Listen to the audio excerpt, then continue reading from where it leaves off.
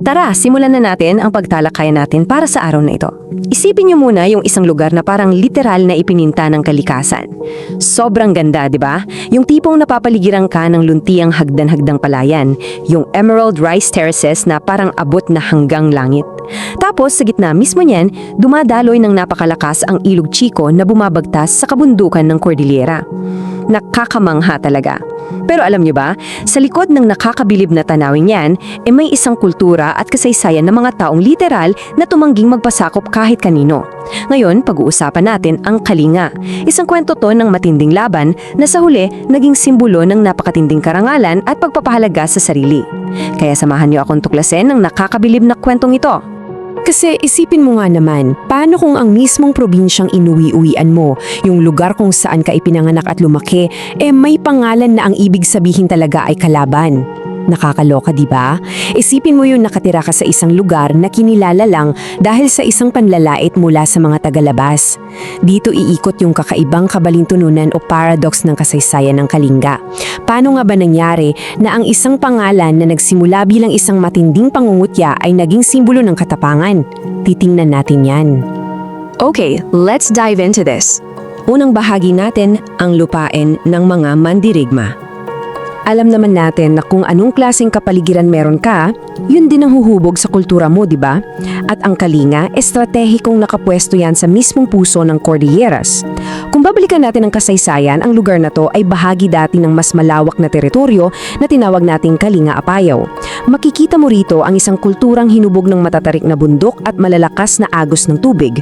Yung Emerald Rice Terraces na binanggit ko kanina, hinubog yan ng mismong mga kamay ng mga katutubo sa gilid ng mga bundok.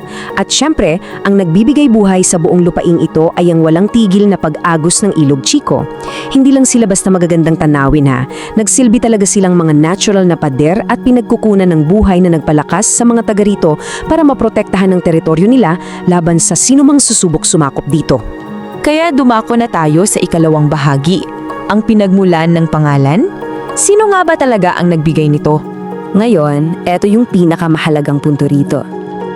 Hindi talaga pinangalanan ng mga katutubo ng Kalinga ang kanilang mga sarili. Ganito yan, kumbaga, hati yan sa dalawa. Sa isang banda, nandyan yung mga tinatawag nating insiders o yung mga mismong katutubo na nakatira at namumuhay ng tahimik sa matatarik na bundok ng Kalinga. Tapos, sa kabilang banda naman, nandyan yung mga outsiders o yung mga karibal nilang kapitbayan sa ibaba. Particular na, yung mga Ibanag at Gadang na nakatira sa Cagayan Valley. Kaya yung pangalang Kalinga, hindi talaga yan nagmula sa bundok eh. Galing yan sa lambak. Ibinigay yan ng mga karatig bayan nila.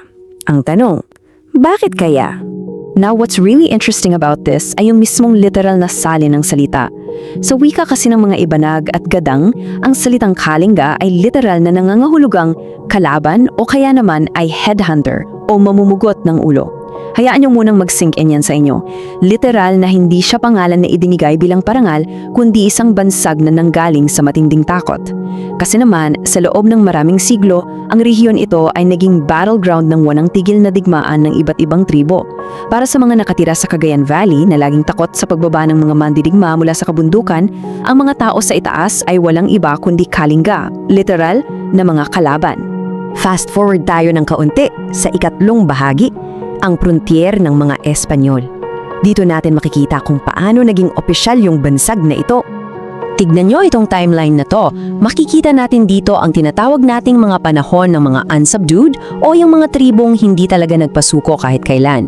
Sa pre-colonial era, bago pa man dumating yung mga banyaga, ang rehiyon ay kilalang-kilala na sa matitinding tribal wars. At syempre, nandun na yung takot na namamayani sa mga kalapit lugar. Tapos, pagpasok ng panahon ng Espanyol, nako, dito na natin nakita ang pinakamatinding pagtutol. Buong tapang na lumaban ng mga tribong ito, kaya nakilala silang mga unsubdued o mga hindi napasuko. Para sa mga mananakop, isa itong wild frontier na hindi nila kailanman tuluyang nakontrol. At noong panahon na lang ng mga Amerikano, saka lang talaga ito formal na na-organize bilang isang sub-province. Ipinapakita lang nito kung gaano katindi ang paninindigan ng mga taga-Kalinga laban sa mga puwersa sa labas. At heto ang pinaka-ironic na part.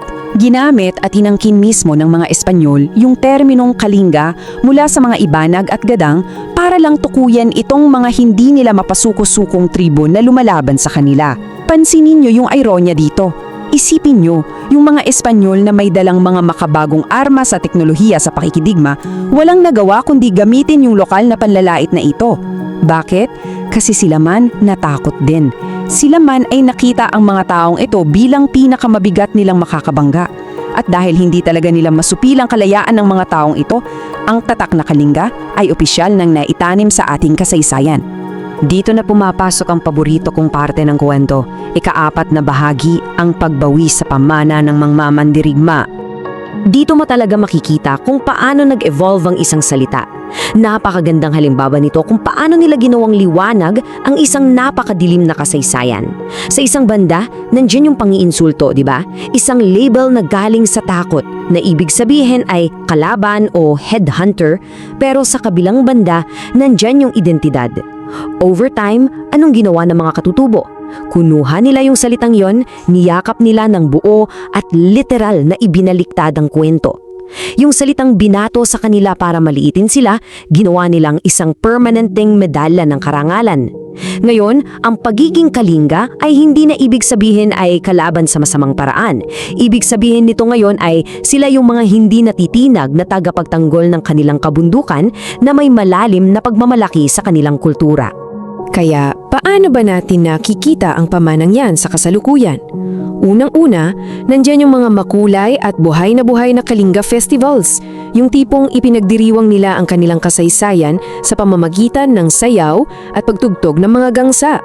Pangalawa, yung kilalang intricate traditional weaving nila. Yung sining at sipag na makikita sa bawat hibla ng tela ay naipasa from generation to generation. Tapos, nandyan din yung mga traditional na seremonya para sa hustisya, tulad ng sistemang budong o peace pact. Ang galing lang kasi nagpapakita ito ng napakalalim nilang pag-unawa sa kapayapaan kahit noon pa man. All of these just prove that Kalinga hanggang sa kasalukuyan ay ang mismong kultural na tibok ng puso ng Hilaga. Mula sa isang salitang pang-asar, naging simbolo ito ng isang buhay at napakayamang pamayanan. Napakagandang journey, di ba? Nakita natin kung paano ang mga mandirigma ng Kalinga sa kabila ng pagbabansag sa kanila na kalaban ay nagpamalas ng walang katapat na katapangan mula pa noong pre-colonial hanggang sa panahon ng mga Espanyol at Amerikano. At hanggang ngayon, dala-dala nila yung pangalan na yan with full pride. Mula sa isang salitang binuo ng takot, naging isa itong napakaliwanag na pamana ng kultura at karangalan. Ito yung ganda kapag tinutuklas natin ang ating mga pinagmulani. Kaya naman, bago tayo matapos, iiwan ko sa inyo ang tanong na to. Aling kwento kaya ng ating mga tribo ang susunod nating dapat alamin at buksan? Maraming salamat sa pagsama sa akin sa explainer na ito. Hanggang sa muli. Kung nagustuhan mo ang kwentong ito, huwag kalimutang i-like ang video, mag-subscribe at i-on ang notification bell para sa iba pang alamat at kwentong bayan. I-share mo rin ito para mas marami pang Pilipino ang makaalala ng kagandahan ng ating mga kwento.